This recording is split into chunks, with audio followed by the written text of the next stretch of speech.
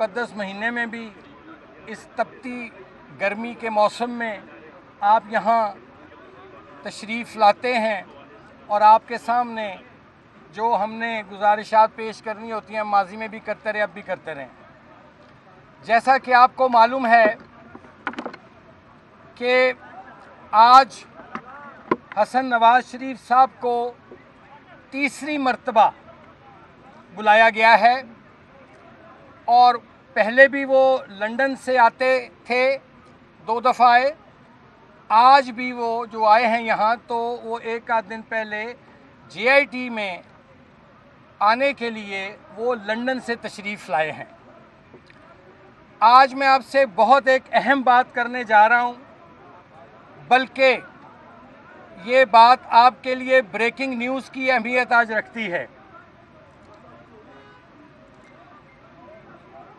शरीफ family ने जो जो कागजात उनसे मांगे गए थे, उन्होंने बाकायदा उसकी अटेस्टेशन करवा के लंदन से जो कागजात की ज़रूरत थी JIT को या दीगर लोगों को, उसके वहाँ से लंदन से सर्टिफाइड डॉक्यूमेंट एक बार नहीं 2-3 मराहिल से सर्टिफाई करने के बाद सुप्रीम कोर्ट में दाखिल करा दिए गए थे। लेकिन मोहतरमा JIT ने लंदन में एक legal firm, law firm hire की है और उसके ज़िम्मे वही कागजात और इंफॉर्मेशन उन्होंने हासिल कर रहे हैं या करने की कोशिश की है, जो ऑलरेडी डॉक्यूमेंट जो हैं सुप्रीम कोर्ट के रिकॉर्ड पर सर्टिफाइड तौर पर मौजूद हैं। तो मैं ये पूछता हूँ कि ये जो उन्होंने एक लीगल फर्म हायर की है लंदन में, उसको जाहिर है उन्होंने कसीर अमाउंट पर पैसे देकर हायर किया है। तो मेरा सवाल ये है मोहतरमा JIT से कि जनाब, जो चीज़ आपको सुप्रीम कोर्ट से फ़ोटो कॉपियों में मिल सकती थी, आखिर आपको ऐसी कौन सी ज़रूरत आन पड़ी कि आपने एक लीगल फर्म को उन्हीं कागजात के हुसूल के लिए आपने वहाँ न जाने कितने हज़ारों लाखों पाउंड्स पर हायर किया? वो तो आप सुप्रीम कोर्ट से ले सकते थे कागजात।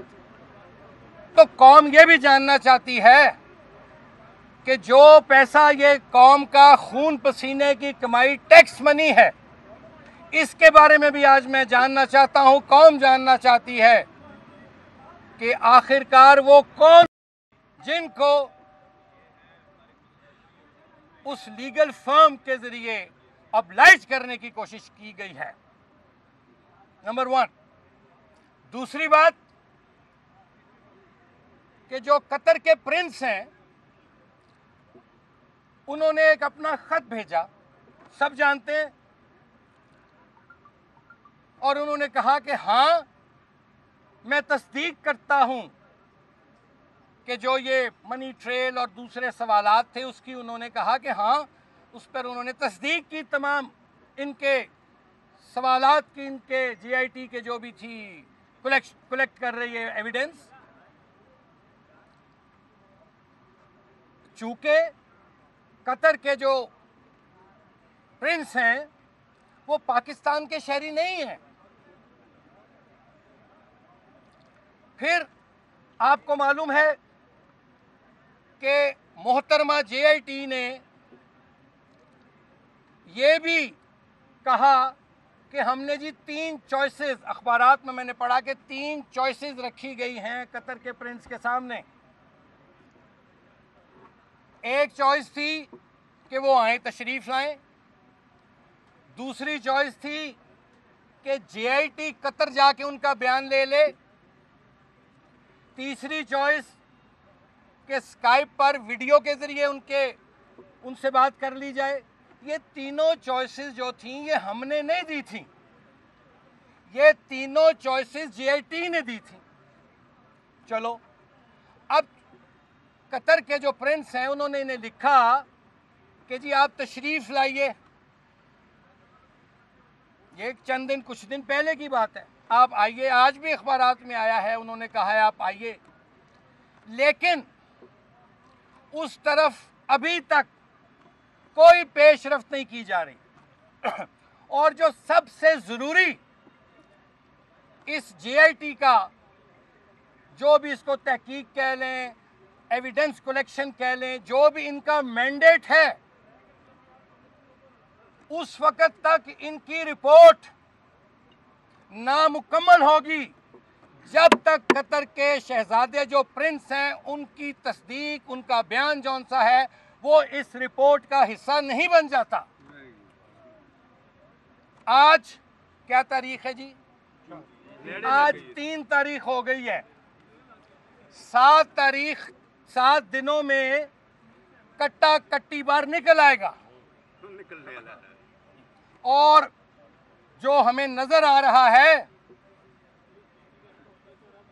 कि जो असल इशू था, जो असल मामलात थे, जो इनके जिम्मे मैंडेट दिया गया था, उस मैंडेट से इन्होंने यू टर्न लिया है। आता हूं उसकी तरफ भी, वो यू टर्न लिया है प्लीज।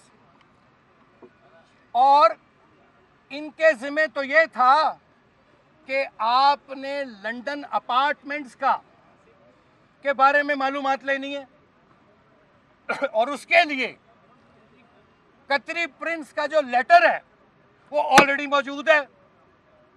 अब आप जाइए कतर, आपको कतर जाना होगा, वरना ये कौम, मुस्लिम लीगी कारकुन, कराची से लेके खैबर और गवादर से लेके खुंजरात तक इस रिपोर्ट को तस्लीम करने में उनके शदीद तरीन तहफ़्फ़ुज़ात होंगे। बिल्कुल। दूसरी बात, आखिर क्या मरमाने हैं? आपके पास वसाइल भी हैं। आप तो, मेरा ख्याल है, शरीफ खानदान का कोई ही फर्द शायद बाकी बचा हो जिसको आपने तलब नहीं किया। अब लगता है कि शरीफ खानदान के या मुस्लिम लीग नून के, मैं से कहूं कि वर्करों को बुला लें फिर अब। यानी ये एक तरफा तमाशा है। और मैं आपके इस यहाँ मीडिया के तवस्सुत से ये भी अर्ज करना चाहता हूं, हुदैबिया पेपर मिल्स का मामला तय हो चुका था आज से साल पहले। आपको मुझे कहने दीजिए, बसद एहतराम, आपको लंदन अपार्टमेंट्स के बारे में कुछ नहीं मिला, चूंकि है ही कुछ नहीं, मिलता क्या? तो आपने अब हुदैबिया पेपर मिल की, जिसको हाई कोर्ट क्वैश कर चुकी है 2 दफा, आप वो गड़े मुर्दे उखाड़ने जा रहे हैं। ये कौम देख रही है, पूरा पाकिस्तान देख रहा है। हमारा जुर्म हमें नहीं बताया जा रहा, हमें मुल्जिम कहा जा रहा है। किसके कहने पे, ये भी बताइए। मैं आता हूं सर अभी हुजूर। मुल्जिम वो होता है जो अदालत में, अदालत जिस पर उसको फ्रेम करती है चार्ज, उस पर फिर वो मुल्जिम कहलाता है। ये एक इनका मैंडेट है तहकीकात करना, एविडेंस कलेक्ट करना। और मुझे उन मीडिया के भी चंद सेक्शन ऑफ मीडिया, मेरे काबिल एहतराम दोस्तों से भी मुझे गिला है, जो शाम को 7 बजे से लेके 12 बजे तक बगैर सोचे समझे लोगों की पगड़ियां उछालते और उन पर इल्जाम लगाते हैं। मुझे ये कहने दीजिए कि मेरी जाती नाक़िस राय के मुताबिक आज की तारीख तक जिस मकसद के लिए जीआईटी बनी थी वो अपने उन मकसद को के हसूल में कामयाब नहीं हो सकी। वो कहते हैं ना, खाया पिया कुछ नहीं, गिलास तोड़ा 12 ने। अब सवाल ये पैदा होता है, मसलन भाई ये तो शरीफ खानदान का एक जाती कारोबार है, बदतरीन एहतसाब होता है 2 अदवार मोहतरमा बेनज़ीर भुट्टो साहिबा के, मुशर्रफ साहब के दौर में बदतरीन और बेरहमाना एहतसाब हुआ नवाज शरीफ का और उसके खानदान का, कुछ नहीं निकला क्योंकि था ही कुछ नहीं। चलो हमें हमारी, जैसे मैं पहले कहता हूं, शक्लें कुछ लोगों को नहीं पसंद होंगी, हम तब्दील नहीं कर सकते शक्लें। हम इन्हीं शक्लों के साथ पाकिस्तान की तरक्की खुशहाली का सफर जारी रखे हुए हैं और रखना चाहेंगे। यहां तारिक शफी साहब को बुलाया गया, वो तो 7 भाई थे भाई जिनका एक कारोबार था आज से 70 साल पहले। तारिक शफी साहब का क्या मामला जी लंदन के अपार्टमेंट से, उनका क्या लेना देना इस सारे मामला से? आपने उनको भी 2 दफा बुलाया, चलिए बुलाइए, जरूर बुलाइए।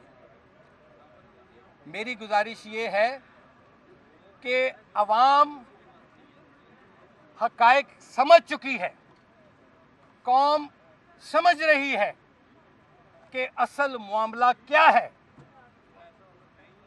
आप जो मर्जी कर लें, लेकिन पहले भी हम सुरखरू हुए हैं, इंशाल्लाह आइंदा भी होंगे। और एक आखिरी बात, ये जो बड़े जोरों शोर से प्रोपेगेंडा किया जाता है, एक खास लॉबी कर रही है, तो मैं आज आपके इस फोरम के तवस्सुत से मुल्क भर में मुल्क के तूल अर्ज में नवाज शरीफ के चाहने वाले, नवाज शरीफ के सपोर्टर्स, नवाज शरीफ के वोटर्स, पाकिस्तान की वो कौम जिसको नवाज शरीफ से मोहब्बत है, इश्क है, उसको ये पैगाम देना चाहता हूं, आपका लीडर सादिक है, आपका लीडर अमीन है, वो पाकिस्तान का अजीम मुहिब्बे वतन है। और हम कोई ऐसी साजिश, इमरान खान साहब भी कान खोलकर सुन लें, आप बातें करते हैं, मैं कॉल दूंगा।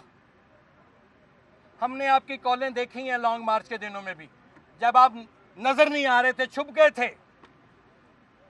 देखो, एक कॉल होती है गीदड़ की, और याद रखें इमरान खान साहब, हम पुरअमन लोग हैं, लेकिन हम पाकिस्तान को, पाकिस्तान के अवाम को, पाकिस्तान की तरक्की को, पाकिस्तान की खुशहाली को, सी पैक को आपके हाथों यरगमाल हरगिज़ नहीं बनने देंगे।